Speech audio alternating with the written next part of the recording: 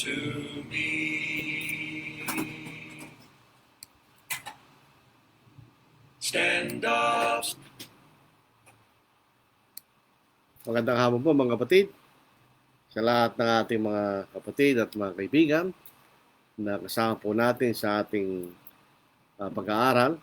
Maraming salamat sa inyong patuloy na pagtunghay sa ating pag-aaral sa Facebook. Nasi ati malayong kakabsat, maayong hapon sa inyong tanan, mga kaisonan. Diyos marahay na hapon sa inyong kabos, mga katuranan. Nakalimutan ko po yung kapatid sa Bicol, alam po. At maya pagat panapong karing naganang kapatad, kaya beta maging kamagaran. Good afternoon, brethren. Sa ating paksa po ngayon, napakahalaga na po. Ito ay isang universal na pangkalahatang ginagawa halos lahat ng mga tao. Maliban lang po sa ilan na hindi nag-aasawa. Ano po? Tulad nga po ng sinabi ng Panginoon sa Mateo, dito po sa 19 ng kapitulo, na may mga lalaki na nag-aasawa, may mga lalaki naman na hindi. Na bisan, ito'y tinalaga ng sabi ng kalikasan, kumisan, na mga iba hindi nag-aasawa. Ito po sa Matthew 19 verse 12. Magsimula po tayo sa 11. Ano po? Ngunit sinabi niya sa kanila ay hindi matatanggap ng lahat ang pananalitang ito, kundi yun lamang pinagkalooban nito. Sapagkat may mga unicorn na ipinanganak na kayo mula sa sinapupunan ng kanilang mga ina. At may mga unicorn na ginawang unicorn ng mga tao. At may mga unicorn na ginawang unicorn kanilang mga sarili alang-alang sa kahanan ng Diyos. Ang makakatanggap nito ay ayahang tumanggap. So may ilan din nag-aasawa, pero halos lahat ng mga tao po ay nag-aasawa na po. Nag-isip po natin, saan ba nanggaling ito? Saan nanggaling itong tinatawag nating pag-aasawa? Ito po ay galing lamang sa kaisipan ng mga tao? O ito'y may pinanggalingan? Babalik po tayo sa kauna-unang bahagi ng Biblia. Dito po sa 2 kapitulo ng unang aklat ng pananaksulatan na tinatawag na Genesis. Ang ibig sabihin ay simula, origin. Magsimula po tayo sa 18 talata ng 2 kapitulo. At sinabi ng Panginoong Diyos, hindi mabuti ng lalaki mag-iisa. Siya'y gagawa ko ng isang katuwang na nababagay sa kanya. Kaya't mula sa lupa ay nilalang ng Panginoong Diyos ang lahat ng hayop sa parang at ang lahat ng ibon sa impapawid at dinala sa lalaki upang malaman kung anong itatawag niya sa mga iyon. At anuman ang itawag ng lalaki sa bawat buhay ng nilalang ay siyang pangalan nito. At pinangalan ng lalaki ang lahat ng hayop at mga ibon sa impapawid at ang bawat hayop sa parang, subalit para sa lalaki ay walang nakitang katuwang na nababagay para sa kanya. Kasi sa mga hayop na ginawa ng Diyos na maging kasama ng tao, wala na isa sa mga yun na naangkop na kasama ng lalaki. Sa verse 21. So, excuse me. Kaya't pinatulog na mahimbing ang ng Panginoon Diyos ang lalaki, at habang siya'y natutulog, kinuha niya ang isa sa mga tagyang at pinaghilom ang laman sa lugar na iyon. At ang tadyang na kinuha ng Panginoong Diyos sa lalaki ay ginawang isang babae at dinala siya sa lalaki. Verse 23. At sinabi ng lalaki, sa wakas, ito'y buto ng aking mga buto at laman ng aking laman. Siya'y tatawaging babae sapagkat sa lalaki siya kinuha. Kaya iniiwan ng lalaki ang kanyang ama at ang kanyang ina at pumipisan sa kanyang asawa at sila'y nagiging isang laman. So dito natin makikita sa kauna-unang pagkakataon ang pag-aasawa. Ginawa lang Diyos ang tao na lalaki at babae. Tandaan po natin yun. Ano po? Walang ikatlong kasarian na ginawa ng Diyos. Dito po sa unang kapitulo ng Genesis, dito po sa ikadalamputpito. Kaya't nilalang ng Diyos ang tao ayon sa kanyang sariling larawan. Ayon sa larawan ng Diyos na nilalang, siya ay kanyang nilalang na lalaki at babae. Ayun ang dahilan para dito sa Genesis chapter 1, yun po isang pangkalahatang pagsaysay ng paglalang ng Diyos. So Genesis chapter 2, binigyan tayo ng detalye. Ano po? Dito makikita natin ang pinagsimulan ng pag-aasawa. Ang pinagmulan ng pag-aasawa ay ang Diyos. Hindi ito galing sa tao. Ito galing sa Diyos. Dito po sa New King James, therefore a man shall leave his father and mother and be joined to his wife, and they shall become one flesh. Genesis chapter 2 verse 24. Sa Tagalog, o sa Filipino, kaya tiniiwan ng lalaki ang kanyang ama at ang kanyang ina at pumipisan sa kanyang asawa at sila'y nagiging isang laman. Alam po natin, ang sumulat sa Genesis, ito'y sinulat niya pagkatapos ng pangyayaring yon. Dahil alam niya na ang kalakaran ng pag-aasawa, iiwan mo ang yung mga magulang, yung lalaki, at makikipisan sa kanyang asawa babae. Sa unang pagkakataon na nagkaroon ng pag-aasawa, walang magulang yung mga nag-asawa. Sino magulang ni Adan? Wala. Sino magulang ni Eva? Wala. Ang kailang magulang ay ang Diyos. Sapagkat siyang lumalang sa kanya, di ba? So, iniwan ba lang ni Adam at saka ni Eva ang Diyos? Hindi naman. So, ito yung kauna na pagkakataon ng pag-aasawa. Ito ay isang para bagang naiiba sa lahat. Sapagkat pagkatapos ito, may magulang na yung tao. So, pag mag-aasawa ka, iwan mo yung magulang mo at ikay makikipisan sa iyong asawa. Yun ang makikita natin. So ito isang lalaki at isang babae, iiwan nila ang kailang asawa, ang kailang mga magulang at sila magpipisan o magsasama bilang isang mag-asawa. They'll be joined. The man shall be joined to his wife. Yun ang makikita nating kahulugan na binibigay sa pag-aasawa. Isang lalaki at isang babae ay nagkakaisa bilang mag-asawa. Husband and wife. Bigyan po natin ng definisyon ng pag-aasawa. Ayon po sa Merriam-Webster Dictionary, na po, unabridged. Siyempre, walang putol. Unabridged, merriam-webster.com. // unabridged, / marriage. Ang sinasabi po ni Webster, marriage is the state of being united to a person of the opposite sex, as husband or wife. The mutual relation of married persons. The institution whereby individuals are joined in marriage. So ito ang sinasabi niyang kahulugan.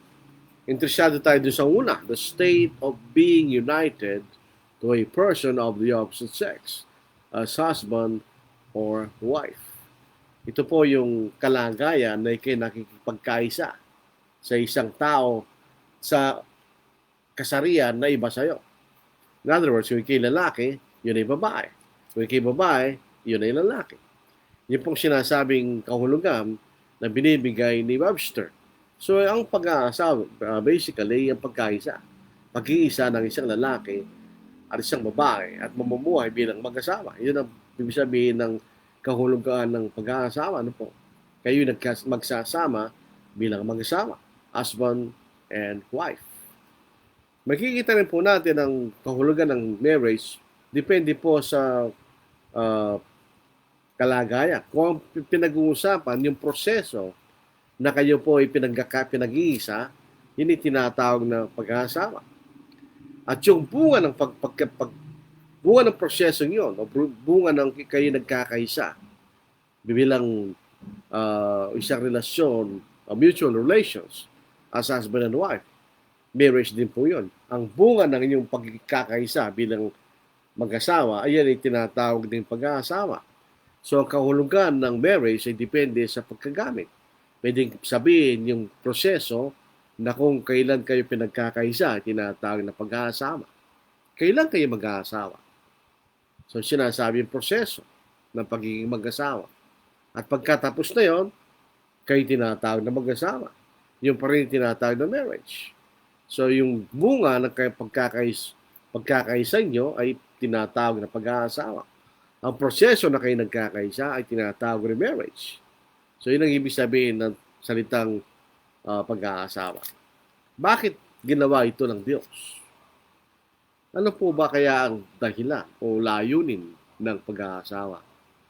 Kailangan po nating malaman ito kasi may mga kabataan ngayon na pumapasok sa relasyon na itong na hindi nila lubos ang naunawaan kung anong ibig sabihin ng pag-aasawa. Nakala lang nila isang bagay lang ang ibig sabihin ng pag-aasawa. Ano po? Bakit kaya ito ginawa ng Diyos? At makikita rin po natin, dapat nating tandaan, meron po mga kasalukuyang modernong kalakaran ng pag-aasawa na tinatawag natin same-sex marriage. Ito yung pag-aasawa ng parehong kasariya, either lalaki sa lalaki o babae sa babae. Tayo po ay nabubuhay sa isang malayang lipunan. So hindi natin pinagkikialaman kung ano po ang desisyon ng isang tao. Pero kung ang Biblia pinag-uusapan, ala tayo mababasa sa ganung bagay. Ang pag-aasawa sa Biblia ay palaging lalaki at babae. Babae at lalaki. Ala po tayo mababasa ng lalaki at lalaki, babae at babae na nag-aasawa kung ang pinag-uusapan ng Biblia. Malungkot pong sabihin sa mga ibang pamahalaan sa ibang bansa, ginagawa na po nila legal ang ganong klaseng pag-aasawa. So lalaki sa lalaki, babae sa babae, tinuturo nilang legal. So pwedeng mag-asawa ang lalaki sa kapwa lalaki at ito kikilalanin ng pamahalaan ng bansang iyon. At ang babae sa kapwa babae, kikilalanin ng pamahalaan ng bansang iyon bilang mag-asawa. Hindi po sa bansa natin ano po. At sana naman ay huwag na mangyari yun sapagkat yun po ay lumalabag sa kalooban ng Diyos. Ano po? Ako personally, hindi ko pinaniniwalaan po yun sapagkat ako'y naniniwala sa Diyos at sa kanyang salita. Malungkot po yun. Ito po yung nagiging kalakaran ng maraming mga bansa na hindi pa siguro mahorya o majority ng mga bansa ay sumasakay sa ganitong kalakaran, pero dumadami na rin mga kapatid. Sa United States of the US, sa United States of America, mayroon mga states ng US na legalized ng same-sex marriage. Hindi lahat ng states. Ano po? So ito makikita na, ano kaya layunin ng Diyos? Bakit naisip niyang lalangin ng tao bilang lalaki at babae at sila maging mag-asawa? Si Adam at saka si Eva. Yan ang unang nilang ng Diyos at unang naging husband and wife. Unang naging mag-asawa. Ano kaya po ang layunin ng Diyos? Number 1, companionship. Makita ang pagkakaroon ng kasama. Companionship. Ang kalagayan ng pagkakaroon ng isang kasama. Yung nga pong nakita ng Panginoong Diyos, na unang nilalang lalaki, tandaan po natin, bagong babae. So nakita ng Diyos na hindi mabuti ng lalaki ay nag-iisa. Sabi po natin sa Tagalog, ano po? At sinabi ng Panginoong Diyos, hindi mabuti ng lalaki ay nag-iisa. Siya'y gagawa ko ng isang katuwang na nababagay sa kanya. Dito po sa New King James Version, and the Lord God said, it is not good that man should be alone. I will make him a helper comparable to him. Dito po sa Lumang King James. Itong magkagandahan po na tayo po ay tumitingin sa iba't ibang salin. Ano po? Ito'y nakakatulong po sa ating paglalawak ng ating pag-aaral. And the Lord said, it is not good that the man should be alone. I will make him a helpmeet for him. A helpmeet. Sabi niya, katulong na angkop sa kanya. Tama yung Tagalog. Naulitin natin ang Tagalog. At sinabi ng Panginoon, Panginoong Diyos, hindi mabuti ng lalaki ay nag-iisa. Siya'y gagawa ko ng isang katuwang na nababagay sa kanya. Naaangkop sa kanya. Sabihin. Yung mga hayop, hindi pwede. Hindi sila angkop sa tao. Hindi sila angkop sa lalaki. Pero ginawa niyang Diyos ang babae, naangkop sa lalaki. Meron silang pagkakaiba. Dahil meron layunin ng Diyos sa pagkakaiba na yon ng kasariya. Pero pareho silang nasa kalagayan ng pagiging tao. So number one na makikita natin ay para may kasamang lalaki. Ito po, alam niyo, ito yung obserbasyon natin at ng karamihan. Kapag ka ang lalaki po ay namatay ang asawa niya, mag-aasawa siya muli. Lalo kung siya nasa kabataan pa. At kumisa kahit wala na sa kabataan, mag-aasawa pa. Pero marami rin sa mga babae na naging widow na hindi nag-aasawa. Mas marami ang kalagayan ng mga widow na hindi nag-aasawa kaysa sa kalagayan ng mga widower o mga lalaking namatay ang asawa na hindi nag-aasawa. Doon sa kinalekhan ko pong lugar sa Dao, dalawang nakita kong naging babae sa kanilang kabataan. Yung isa po itita ko, yung siya'y kapitbahay namin. Hindi sila nag-asawa. Pero on the other hand, meron din kami makilala mga lalaki na namatay ang asawa na nag-asawa sila. Because that is the nature of a man. Kailangan niya ng isang kasama. Ang babae, dahil siya yung kasama, mabubuhay siya na walang kasama. Pero yung lalaki, dahil sa pagkabinigyan siya ng kasama ng Diyos, hindi siya mabubuhay na walang kasama. It's by nature na ginawa ng Diyos. So isa sa mga layunin po ng pag-aasawa ay para may kasama ang lalaki. You are companions. Kayo magkasama. Sabihin, sa lahat ng mga bagay na gagawin ng lalaki, kasama niya ang asawa niya. Siya po ay katuwang sa mga bagay na kanilang gagawin o gagawin ng kanyang asawa. Siya katulong na naangkop sa lalaki. Tandaan po natin yan. Dito po ang isang tukso ng mga kababaihan sa mga lalaki. Buhat pa ng simula. Dito po nung po magkasala na po sila at parusahan ng Diyos ang babae, ay ito po ang sinabi ng Diyos sa babae, dito po sa Genesis chapter 3, doon sa babae, sabi rito, sa ikalabing-anim na talata na ikatlong kapitulo ng aklat ng Genesis, sinabi niya sa babae, pararamihin ko ang paghihirap mo sa iyong paglili. Ibig sabihin, talagang by nature, mahirap maglihi at manganak ang babae. Pero pinahirapan pa ang kaso ni Eva dahil sa kanyang pagkakasala. Sabi nito, manganganak kang may paghihirap, ngunit ang iyong pagnanais ay para sa iyong asawa at siyang mamumuno sa iyo. Ano yung sabihin nun? Yung bang pagnanasang seksyon? Hindi. Hindi yan ang ibig sabihin. Pumunta tayo sa Genesis, ika-4 na kapitulo. Dito po sa ikapitong talata. At ito'y parehong pangungusap. Kung ikaw ay gumawa ng mabuti, hindi ka ba tatanggapin? At kung hindi ka gawa ng mabuti ang kasalanan na nag-aabang sa pintuan, ikaw ang nais nito, subalit kailangang madaig mo ito. Anong ibig sabihin ang asawang nais mo? Gusto niyang maging mataas, so gusto niyang mamuno sa kanyang asawa. Pero sabi ng Diyos, siyang mamumuno sa iyo.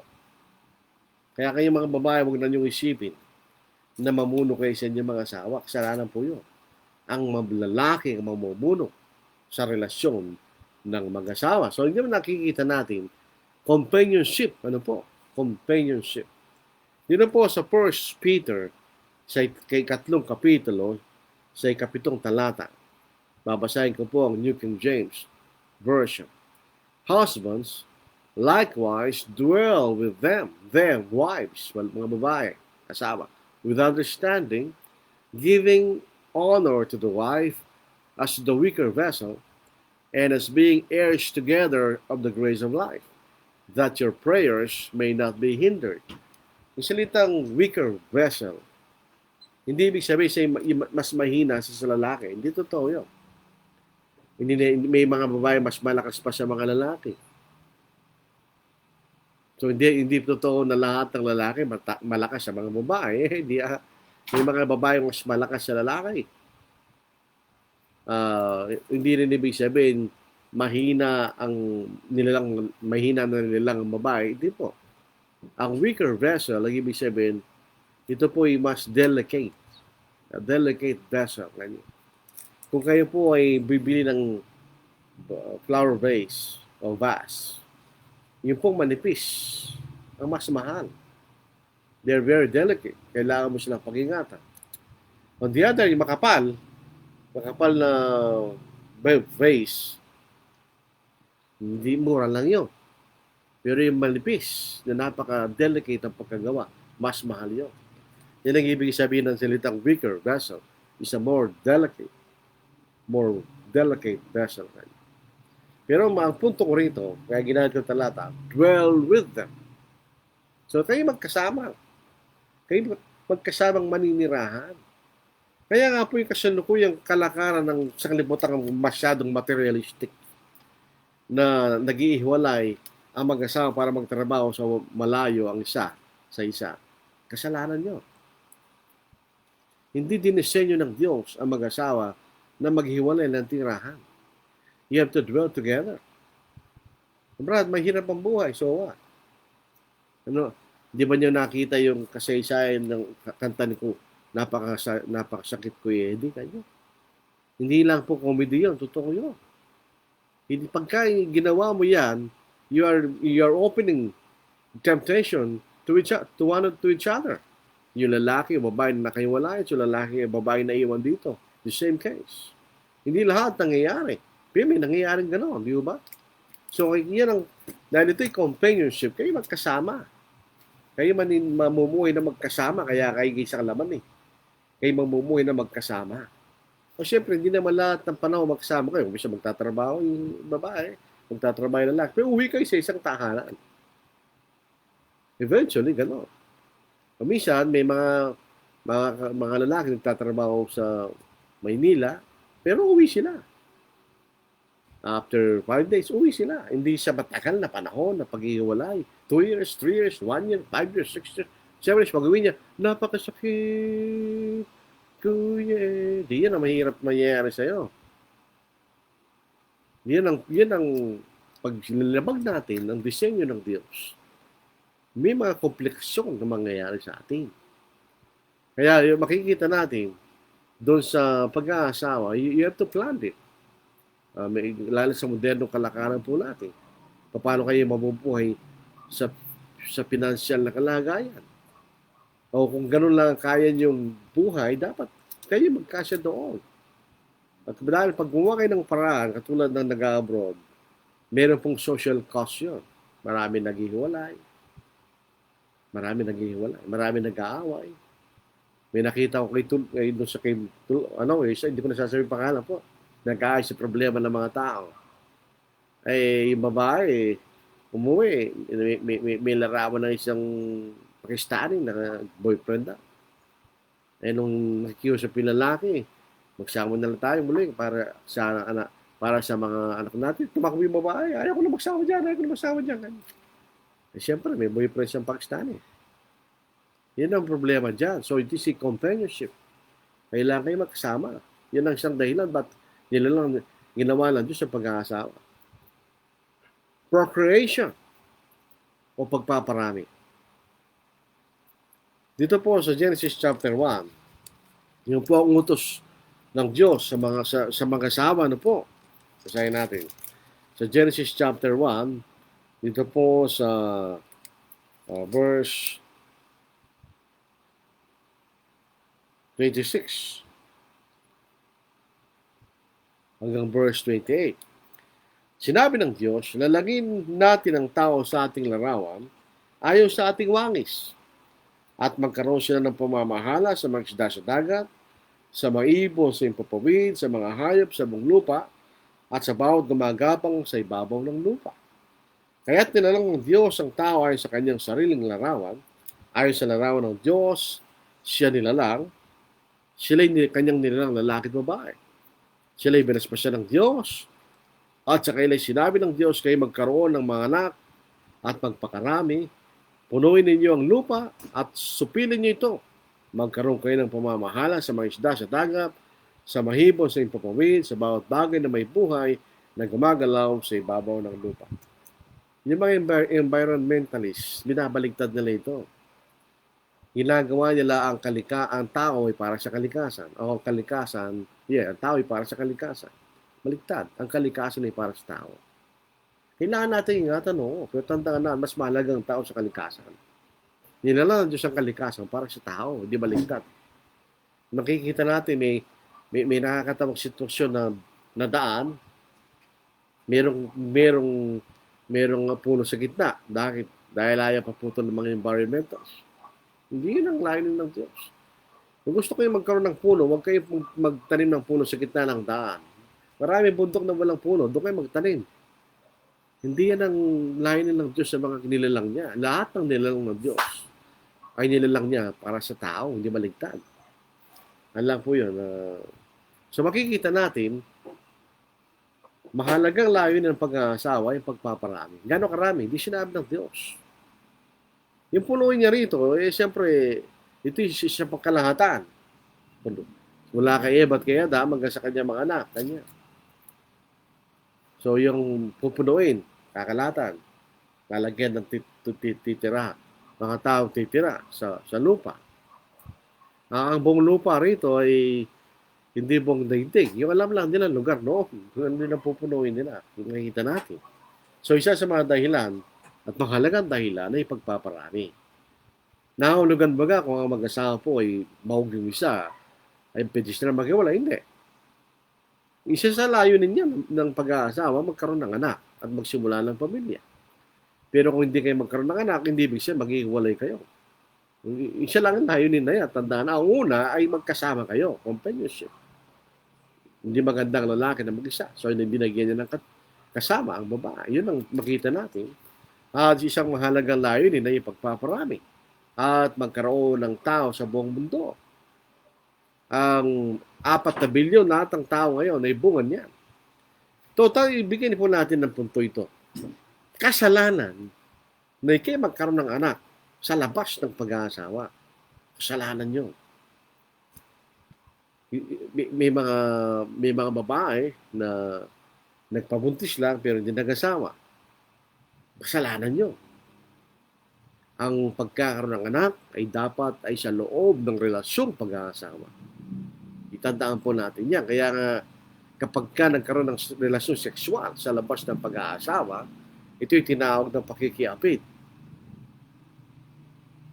Pagka hindi kayo mag-asawa at kayo nagsipig bilang mag-asawa, o nagsipig kayo na ginagawa ng mga mag-asawa at hindi kayo mag-asawa, ang tawag niyan ay pakikiapid of fornication, illicit sexual relationship, hindi nararapat na relasyong sexual.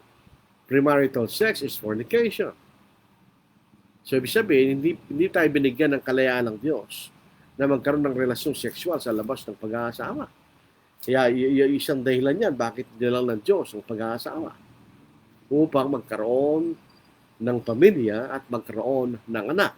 Kung gusto nating magsimula ng pamilya, ay ito'y sa loob ng pag-aasawa. Kung hindi kayo mag-asawa, wala kayong karapatang magkaroon ng pamilya. Hindi lamang mag-asawa ang pwede magkaroon ng pamilya sa harapan ng Diyos. So makita natin, dalawa na, companionship, procreation, or the start of a family. Pangatlo, sexual gratification. Nang nalangin po ng Diyos si Eva at saka si Adam, nilalang niya sila na may sexual desire. Walang masama doon. Yun ay kasama ng tao. Ilagak lang natin sa tamang paraan. Ang tamang paraan na ating makamit ang kasiyahang sexual o sexual gratification ay sa loob ng pag-aasawa. There is nothing wrong with sexual gratification within marriage. Yun po ay kalooban ng Diyos. Kaya nga po yung konsepto ng celibacy sa mga naglilingkod sa Panginoon, ay yung pong required celibacy, hindi po itinuturo ng Biblia yun. Marami po tayo makikitang naglilingkod sa Panginoon na may mga asawa at hindi siya nagkasala sa harapan ng Diyos. Sex within marriage is sacred. Ito'y banal. Dahil ito'y binigay ng Diyos. There is nothing dirty sa relasyong sexual sa loob ng pag-aasawa. So, misa makikita natin, isa sa mga layunin ng pag-aasawa is sexual gratification. Doon natin mapapulfill ang ating sexual desires within the context of marriage. Tingnan po natin dito po sa 1 Corinthians chapter 7. Dito rin po natin makikita by necessary inference na sa bagong tipan, bawal po yung pagkakaroon ng maraming asawa. Sa Old Testament, ito'y pinayagan ng Diyos. Bakit? I don't know. Pero basta pinayagan ng Diyos. Pagdating sa bagong tipan, hindi na. Bakit? Basahin po natin. Sa 1 Corinthians chapter 7, verse 2 hanggang verse 3, tapos nundag tayo sa verse 5. Subalit dahil sa mga nangyayaring pakikiapin, ang bawat lalaki, so yun ay pagkakaroon ng relasyon sexual ng hindi mag-asawa. Kaya sa ating susunod na pag-aaral, kailangang maliwalag sa atin kung sino mag-asawa at kung sino ang hindi mag-asawa. Kailangan iniugnay ng Diyos ang isang lalaki at isang babae bilang mag-asawa. Pag-aralan po natin yan. Subalit dahil sa mga nangyayaring pakikiapid o yung relasyon sexual na di nararapat, ang bawat lalaki magkaroon ng kanyang sariling asawa. Ilan? Isa lang. At ang bawat babae magkaroon ng kanyang sariling asawa. Ilan? Isa lang. Dapat ibigay ng lalaki sa asawa karapatan nito, gayon din naman ng babae sa kanyang asawa. Kaya ito ang problema ngayon. Well, basahin muna natin verse 5. Huwag pagkaitan ang isa't isa, maliban kung pagkasunduan ng ilang panahon upang maiukol ang mga sarili sa pananalangin at pagkatapos ay muli kayo magsama, baka kayo istoksyon ni Satanas dahil sa kakulangan ng pagpipigil sa sarili kanya. So, ibig sabihin, huwag lang pagkaitan ang relasyong karapatang sexual ng bawat isa. Ito, huwag gamitin ng babae na sandata yun para lang makuha niyang gusto sa asawa niya. Bawal yun. Kasalanan po yan. Karapatan ng lalaki ang katawan ng asawa niya. Karapatan ng babae ang katawan ng asawa niya. That is the sexual gratification within marriage. Yan po ang kalooban ng Diyos. Kaya yung mga babaeng ginagamit nilang sandata yan at yung mga lalaki rin ganun din, ay kasalanan niya sa harapan ng Diyos. Nasagutin niyo yan. Dahil hindi dapat pagkaitan ng isa't isa. Maliban lang sa isang sandaling panahon, naiukol nyo kayo sa panalangin upang magkaroon kayo katatagan sa inyong pananampalataya at magkaroon pagpipigil sa sarili kanya. So, it can be sexual gratification. Kanya. Sa Old Testament, dito po sa aklat ng Kawikaan, dito sa ikalimang kapitulo, sa ika-18 hanggang sa ika-19 na talata. Yan po yung ginagamit natin talata. Nakasanayan po natin versikulo, Kastila yun eh.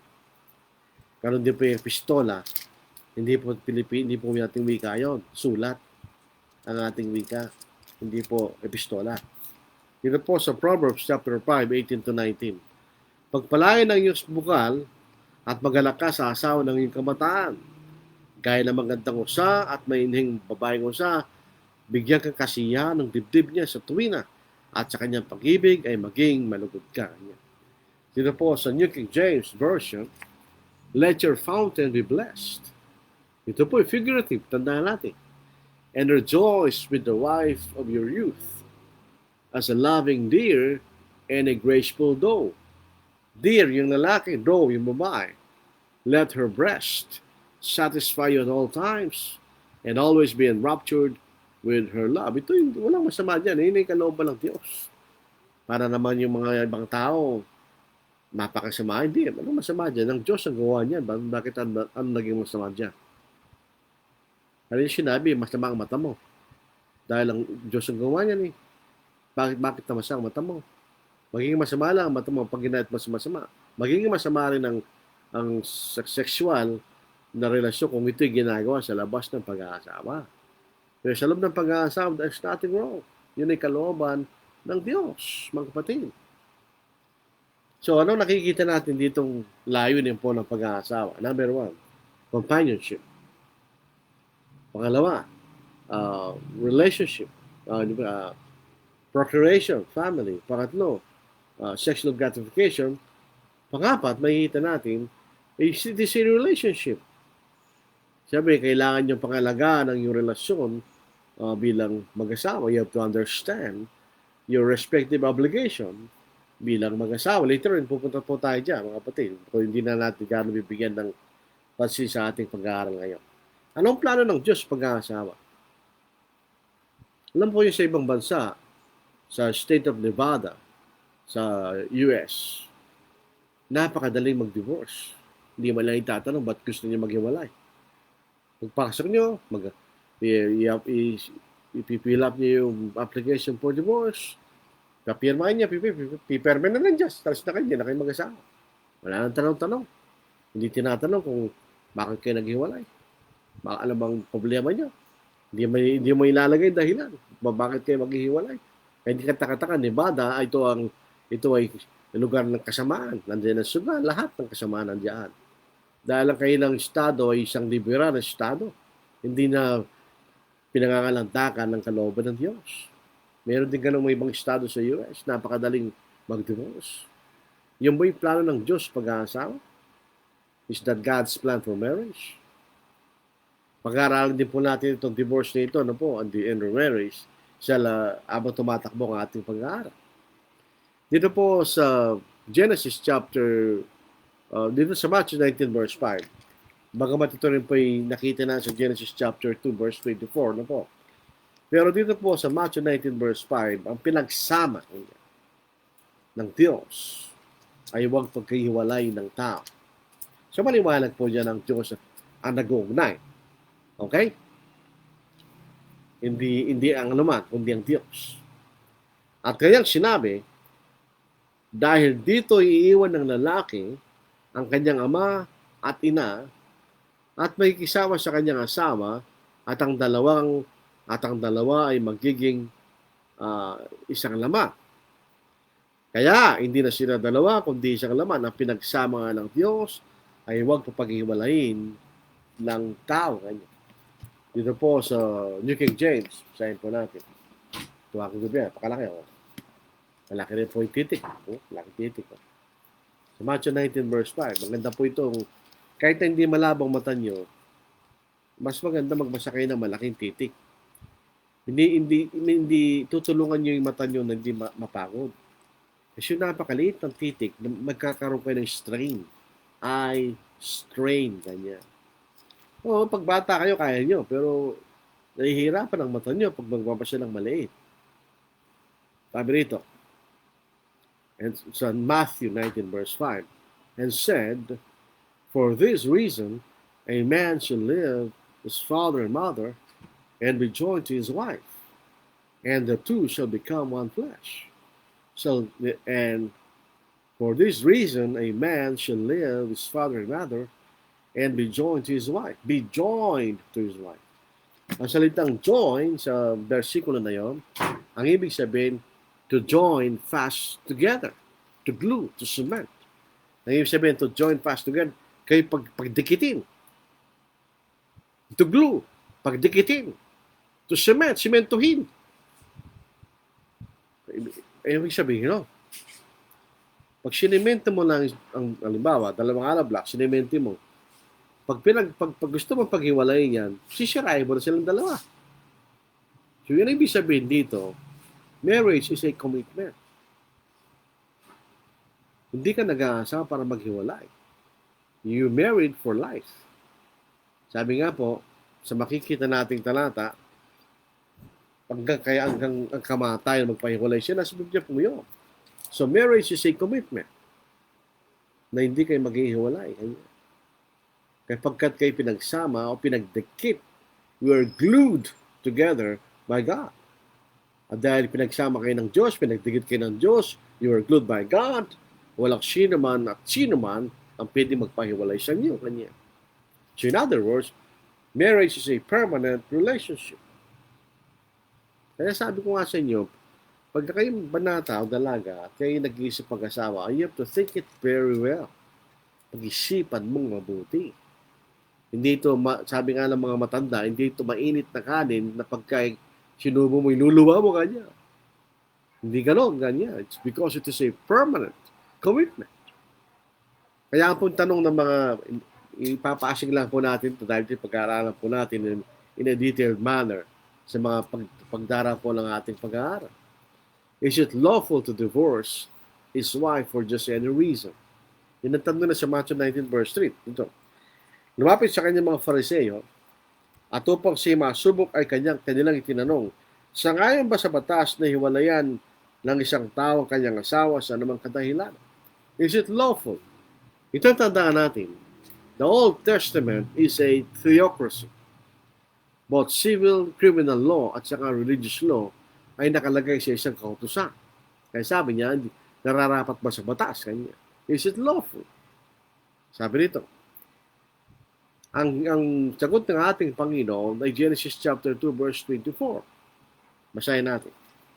At kanyang sinabi, dahil, magsimula po tayo sa ikaapat. Ngunit siya sumagot at sinabi, hindi ba niyo nabasa nang lumikha sa kanila buhat sa pasimula ay nilikha silang lalaki at babae. At kanyang sinabi dahil dito iiwanan ng lalaki kanyang ama, tina at nakikisama sa kanyang asawa at ang dalawa ay maging isang laman. So, ibig sabihin, hindi kalooban ng Diyos ang paghihiwalay. So, walang dahilan. Maliban lang sa isang dahilan. Mag-aaralan po natin later on na pwede mong hiwalay ng asawa mo at di ka magkasal sa Diyos. Otherwise, hindi magkakasal sa Diyos. Marriage is a permanent relationship until hanggang kailan. Sa Romans chapter 7 verse 2, ano po? For the woman that hath a husband is bound by law to the husband while he liveth. But if the husband die, she is discharged from the law of the husband. Anong law yun? The law of marriage. Ibig sabihin, sa ilalim ng pag-kautusan na ito, kamatayan lang pwede magpahiwalay sa verse 2. Sapagkat ang isang babae itinali ng kautusan sa isang lalaki habang ito'y nabubuhay. Ngunit kung mamatay ang isang lalaki, siya'y nakalagan na sa kautusan ng asawang lalaki kanya. So, marriage is a permanent relationship. Hindi tayo pwede maghiwalay. Yun ang kikita natin. Kaya, dahil minsan lang po mangyayari sa buhay mo, hindi na mauulit, maliban lang mamatay ang asawa mo. Kailangan mong piliin mabuti. Ngayon, kung nagkamali ka, you have to live with it. Huwag mong sisilang sino man. Siyempre, ikaw mo pumili dyan, di mo ba? So, kailangan mong pagtyagaan at sikapan mong lumagay ng maayos sa gitna ng ganong klaseng kalagayan. Nakita mo, ang baho palang hininga ng lalaking ito, nga ng babae. Walang magagawa mo doon. Yung napangasama yun, baho lang hininga niya, di ba? Yung mga gawing dahilan niya, parang hiwalayan mo. Okay, naku, bakit namang nangyaring ganito ka? Hindi marunong magluto ito. Sagwa lang lasa. Ano magagawa? Tanggapin mo na lang lasa ng kinuluto niya. Gawin mo yung ginawa ng siyang kapatid. Sabi niya, nasunog yung itlog. Niluto ng asawa niya. Imbes na magalit, ang sabi ng asawa niya, ang sarap ng itlog. Ganyan. Hindi alam ng babae kung mainis siya matutuwa. Pero yun ay naging kadahilan. Paayusin niya yung pagluluto niya. Di ba? Yun ang makikita natin ang pag-aasawa po ay permanent. It's a life-lasting relationship. Pag namatay lamang po ang asawa mo, ay doon lamang ang pagkakataon na pwede kang mag-asawa ng iba na hindi ka tatawagin mga kanon niya. Pagpatuloy po natin yung Romans chapter 7. Ano po? Kung buhay pa ang asawa ng babae ito at siya nakisama sa ibang lalaki, ay tatawagin siya mga kanon niya. Sa ikatlong talata.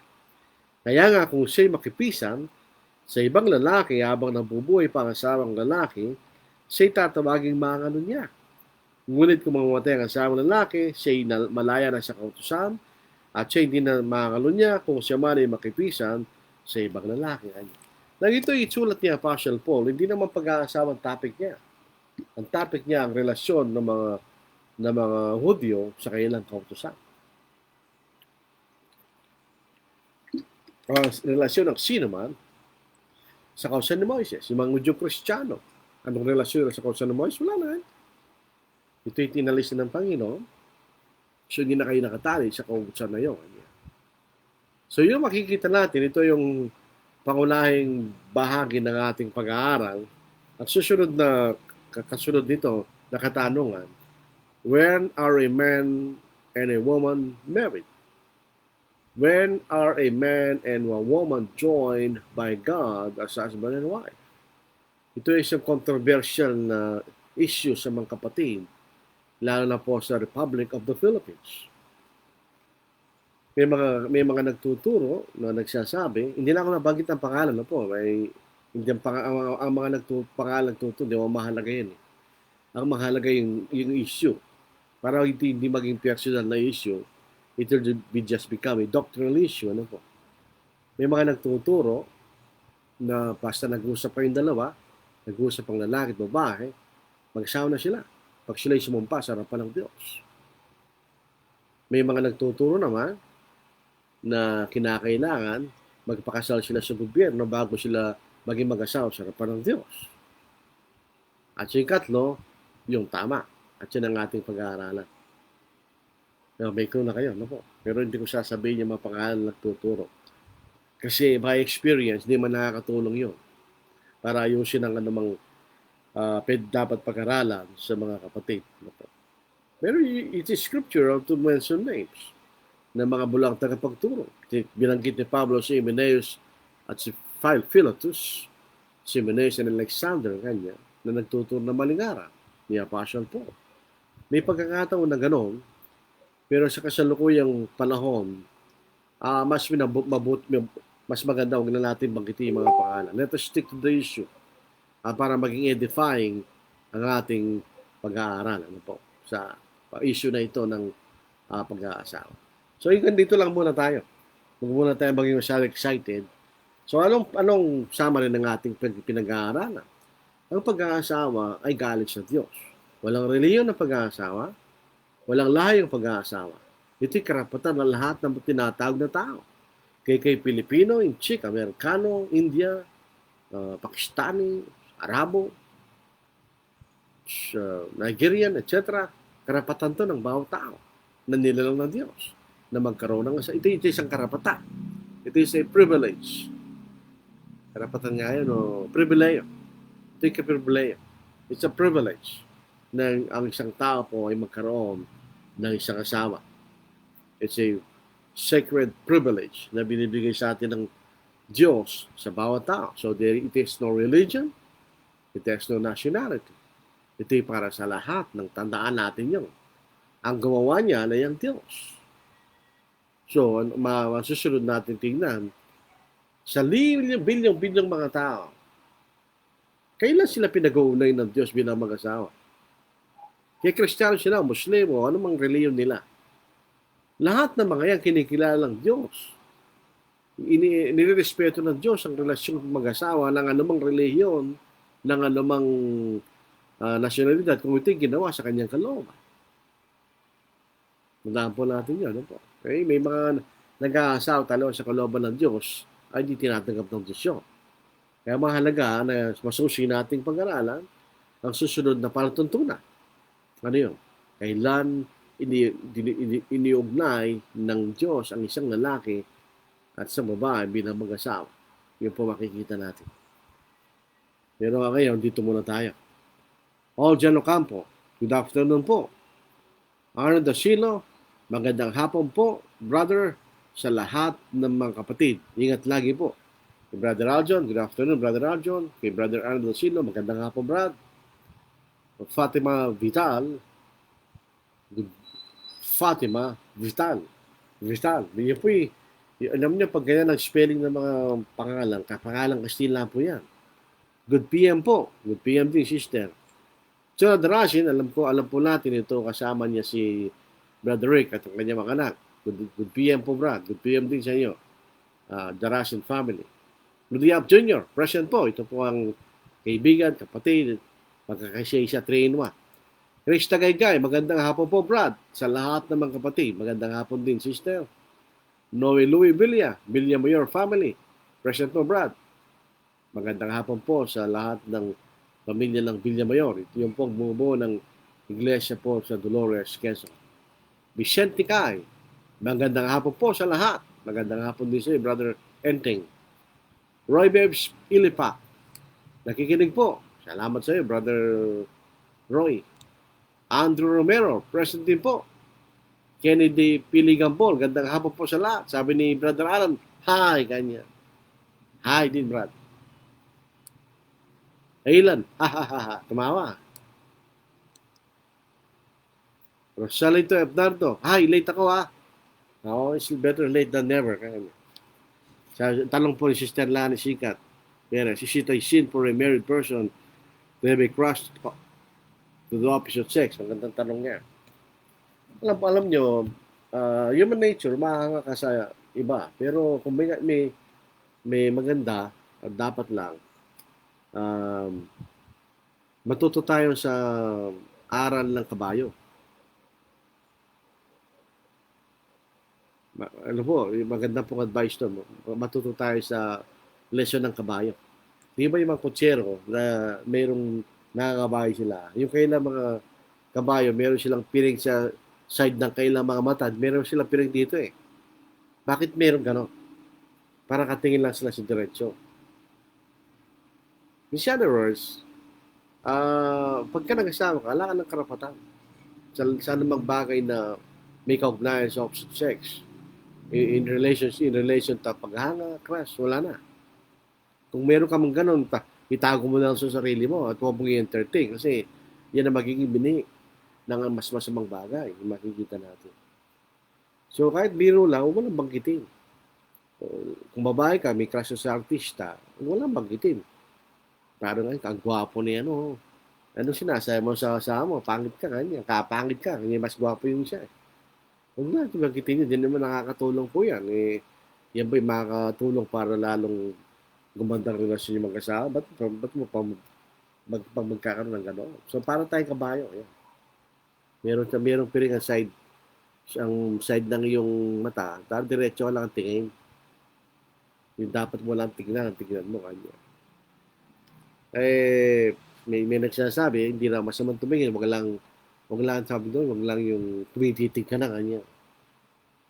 Parang mo lang sinabing, pwede kang uminom ng konti, wag ka lang maglasing. So, yung pinaka-gut ng pwede kang magkamali, ay iwasan mo na yun para hindi ka na makarating pa sa anuman. Crush lang. Isa ba nagsimula kung minsan yung relasyon mag-asawa? May crush lang, crush. Di ba? Tapos in-entertain mo, diniligawan mo. Paano kung naging ganun din yun? So, na lang. Sabi nung nagkakasal, pagka nag-asawa, ka lang tumingin sa iba. Mas malimit, guilty dyan na lalaki, di ba? Pero hindi rin natin pwedeng sabihin innocent yung mga babae. Meron din silang ganun kuminsan. So, huwag na natin i-entertain yun. Ano bang nandoon sa crush mo na wala sa asawa mo? Kahit nagkagwapo-gwapo nun, anong gwapo niya, anong may tutulong sa iyo? Wala naman. So, why entertain, di ba? Pero is it a sin? Hindi naman siguro kasalanan itself, pero hindi magdudulot ng pagkakasala. Kasi, umaanga ka nga lang, inaangahan mo lang kanya. Pero yung nga lang pwede magsimulan ng masama. So, huwag mo nang entertain yung gano'n. Marami kang mas importanteng gawin para mapadako ka pa sa ganoon. Di ba? Wala lang ibang tanong. Alam ko maraming tayong tanong dito. Baka susunod pag-aaral. Maging maraming tanong doon. Ano po? Yung kailan iniugnay ng Diyos ang lalaki, babae bilang mag-asawa. Mahalaga po yan. Kailangan nating sa totoo lang, walang isang bersikulo nagsasabi, no? Saan yung bersikulo na yan? Genesis 2:24? Hindi. 2:24, ano na yun eh? Tapos na yun eh. Yun ang bunga ng gay mag-asawa na. Iiwanan mo lang nga yung ano mo eh. Magulang mo kasi mag-asawa na kayo eh. So kailan kayo na pinag-umunay ng Diyos? Yan ang kailangan nating pag-aralan ng buong Biblia. tingnan natin lahat ng pagkakataon na yung mga tao na nag-asawa sa Biblia at kinilala ng Diyos. Tingnan natin kung may pagkakataon na nag-usap lang silang dalawa at naging mag-asawa na. Tingnan natin ano bang nangyari sa lumang tipan, pag-aasawa sa lumang tipan. Paano doon sa panahon ng bagong tipan, may mga tao nag-asawa, anong ginawa nila? At sila'y tinanggap ng Diyos bilang mag-asawa, di ba? So tingnan po natin yan. Yan ang ating, hindi ko alam kung tatapos sa isang oras yan, gagawin natin part 1, part 2, kinakailangan. Hindi tayo nagmamadali. We have the luxury of time para masiyasat po natin mabuti ang aral na yan. Ako hindi ko natatakot ituro ko anong pinaniniwalaan ko. Ako isang mangaral. Kung mayroon pong hindi umaayon, they have the right to not believe kung ano ang ituturo. Karapatan nila yun. Pero kung tuturo ko, yung nakikita kong natamaba sa Biblia, na totohanan. I do not care kung anong pinaniniwalaan ng mga kaibigan ko. Ang mahalaga, anong sinasabi ng Biblia. Kasi tinuturo ng Biblia. Nakinauno, okay mali, dituro yung mali para ako'y matuwid, ako'y maligtas. Ganun naman po ang essence na magkakapatid. Ano po? So, si Rosalito Gnardo, walang bagitin niya, Brad. Baka sabi ko sa iyo, napaayot si Brother Nardo. Grace Tagaygay, amen, ganyan. Grace Tagaygay, thank you po, Brad. So, wala pa masyadong katanungan ngayon. Introduction lang po yan. So, pag-aasawa galing sa Diyos. Walang reliyon po yan, walang nasyonalidad yan. Yung hapon na nag-asawa at tinatanggap ng Diyos siya na sila mag-asawa. At sila po ay pasasagutin ng Diyos kung nagkasala sila kahit hindi sila Kristiyano. Yun ay magiging dahilan nagkahatulan nila sa Diyos pagdating ng araw. Although, siyempre, dahil hindi sila Kristiyano, nahatulan sila kaagad. Pero nagkasalanan pa rin yun kahit hindi sila Kristiyano. Kahit hindi ka Kristiyano, ikay napapailalim pa rin sa kautusan ng ating Panginoon. Otherwise, anong ihahatol niya sa iyo kung hindi ka napapailalim sa kautusan ng ating Panginoon? So, wala na po tayong oras. Ako, tinitignan si Brother Alan. Kaya na po, wala na po tayong tanong, comments.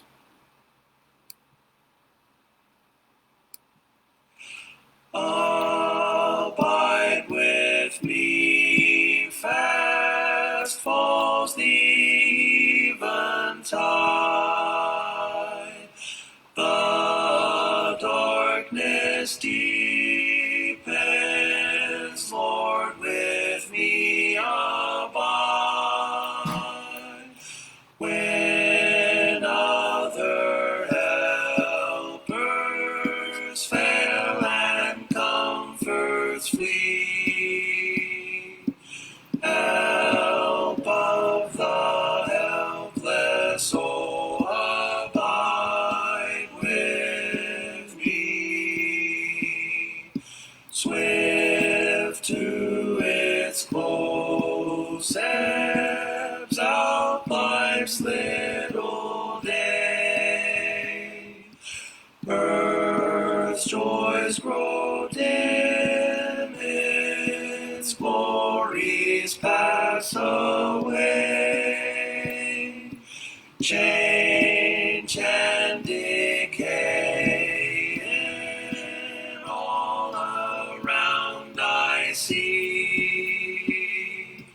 O thou who changest not, abide with me. I need thy presence every passing hour. What but thy grace can foil the tempter's power? Who like thyself my guide and stay can be? Through cloud and sunshine, oh, abide with me. I fear no foe in to bless. Ills have no weight and tears no bitterness. Where is death's sting? Where, grave, thy victory? I triumph still if thou abide with me. Hold thou thy cross before my closing eyes. Shine through the gloom and point me to the skies. Heaven's morning breaks and earth's faint shadows flee. In life and death, O Lord, abide with me. Mahalaga po yan mga kapatid na kasama natin ang Diyos. Kasi kung wala ang Diyos sa atin, wala tayong pag-asa na po. At ang Diyos ay nasa atin kung tayo po ay sumusunod sa kanyang kalooban. Ito po, sabi rito, mayroon pang sabi ni Brother Nado, ang ganda ng awit, Brad. Oo, yan lang malaya po mga magandang awit, mga spiritual songs. Ako personally, hindi ako masyado sa yung mga ibang awit na napakahirap awitin. Yung napakaganda pakinggan. Very technically sound. Ano po. Mas gusto ko yung yung kahulugan. Yan ang nagtuturo sa atin. Pero kaya nga po iba-iba yung awit, depende sa taste ng kapatid. Sabi ni Brother Alan, thanks, Alan, see you soon. Sabi nga, sana nga po matapos itong COVID na ito, ano po, para mapatuloy po tayo sa paglalakbay at na pangangaral at makita muli natin ang mga kapatid. Tagal na nito, mula pa noong Marso hanggang ngayon, ilang buwan na, ano po, na pinagbabawalan tayo maglakbay. Kami makapaglalakbay kami within sa probinsya namin, minsan sa next province. Hindi ko pa sinubukan pumunta ng Metro Manila kasi ano yun, GCQ po yun eh. Ang kalakaran po dyan, paggaling ka sa MGCQ kami, Modified General Community Quarantine, itong pinaka-relax na quarantine, bagamat mayroon pa rin quarantine. Pag pumunta ka sa GCQ, mas mababa level yun, i-require ka ng pagbalik mo, i-require ka ng quarantine. Minsan, ganun lang kalakaran po, pag-stricto, ano po. Pero yung mga, ikaw lang, kung taga Metro Manila, mas madali sila pumunta sa amin. Hindi ko alam. Pero wala pong checkpoint sa amin. Kung galing ka sa Metro Manila, wala mag-check sa'yo. Hindi ko lang alam, paglabas mo ng boundary ng Metro Manila, walang mag-check. Pero pagdating mo sa Pampanga, walang checkpoint. Wala nag-check. Inalis na po nila yung mga provincial checkpoint. Sana magkita tayo muli sa mukha na awa ng Diyos sa madaling panahon, Brad. Para muling magsama-sama tayo sa paglilingkod sa gawain sa Panginoon. Wala na po tayo mga tanong, comment. Tayo po ay manalangin. Magampo kita, mga pegsyonan. Agsaludsud tayo, kapsat. Amang banal, kami po ay palagi nagpapasalamat sa dakilang biyaya na yung ibinibigay sa amin sa araw-araw ng aming mabuhay at palagi naming higit sa lahat ay pinagpapasalamat mo kaligtasang ibinigay mo sa pamagitan ng kamatayan at pagkabuhay na maguli ng aming Panginoon na siyang nagbigay sa amin ng kaligtasan sa aming pagkakasala. Sa aming kawalan ng pag-asa na maging matwid sa gitna ng aming mga kasalanan, O Diyos, sa pamagitan ng iyong pagpapatawad ng dugo lang sa pamagitan ng dugo ng aming Panginoon, kami naging matwid sa inyong harapan. Kami nagpapasalamat sa Espiritu Santo ang mga na siyang nagpakilala at nagpahayag ng mga bagay na doon sa amin para aming paniwalaan at sundin at makanta namin ng kaligtasan. Ama, sana po ay Ikaw niyo sa amin ng karunungan, nagalit sa inyong mga salita. Bigyan niyo kami ng katyagaan at bigyan niyo kami ng karunungan, O Diyos, na maunawaan namin. Bigyan niyo rin kami ng kapakumbabaan na tanggapin namin kung kami nagkakamali at tanggapin namin kung anong totoo. Sana kami maging marunong sa kabutihan at maging mangmang sa kasamaan. Ilayo mo kami, Ama, sa tukso pag huwag kayo magkasala at di mahudlot ang aming paglilingkod sa inyo, O Diyos. Kung magkasala kami, bigyan niyo kami ng kapakumbabaan na magsisi at payagaan magkakasala sa inyo, O Diyos. Hiningi namin ng inyong kapatawaran sa aming mga nagagawang pagkakasala. Ingatan niyo kami, Ama, at ang mga kapatid na nasa mabigat na karamdaman. Ay tulungan niyo, Ama, kami nagpapasalamat sa mga kapatid na gumaling. Si Brother Alan Alipio po ay gumaling na sa kanyang sakit. Si Brother Efren Algaba na gumaling na po sa kanyang pagkaksidente. Pwede na lang pa rin namin yung ibang mga kapatid tulad Brother Larry Galamay na aksidente rin na sana gumaling at sa mga kapatid na nasa karamdaman na malubha, nasa iyo. Dinadalangin namin ng kanilang kagalingan, O Diyos, pero ayon po sa inyong kalooban. Ayaw nakakaalam kung ano makabuti para sa amin. Ingatan niyo kami, Ama, sa gitna ng pandemyang ito, naway matagpuan na po ang solusyon ng sakit na ito. At ang mga bagay na ito ay aming iningi sa dakilang pangalan ng Kristo. Amen. Tapos naman mga kapatid, ang ating pag-aaral bukas, ang ating paksa, kailan pinagsasama ng Diyos ang lalaki at babae bilang mag-asawa. Hindi ko alam kung matatapos natin sa isang oras yan. Pero part 1, part 2, part 3, huwag tayo magmadali. Kailangan po natin pag-aralan ng mabuti ang bagay na ito kasi ito isang issue pinag-uusapan ng mga kapatid. Ito Tagalog po. So at least kung Tagalog, 80% ng mga Pilipino siguro kahit hindi na Tagalog, pero hindi. So para maulawa po natin. Sabi Brother Jojo Campo, amen. Ito po'y nasa bansa ng Dubai. Marami po mga nakikinig sa atin nasa ibang bansa. Kaya po nagiging parang biyaya ang pag-aaral dahil malayo sila. Minsan wala silang pagsamba. Pero sana bigyan sila ng pagkakataon ng Diyos na magkaroon ng mas magandang kalagayan, makabalik sa atin at makasamba sila sa Diyos. So maraming salamat sa inyong pakikinig. Daghang salamat sa inyong pagpaminaw. Hindi ko po alam sa Agyamanak, Kakusat. Damang salamat sa mga taga mga nagsasalita po ng Iligay nun. Sa mga Bicol, Diyos Mabolos.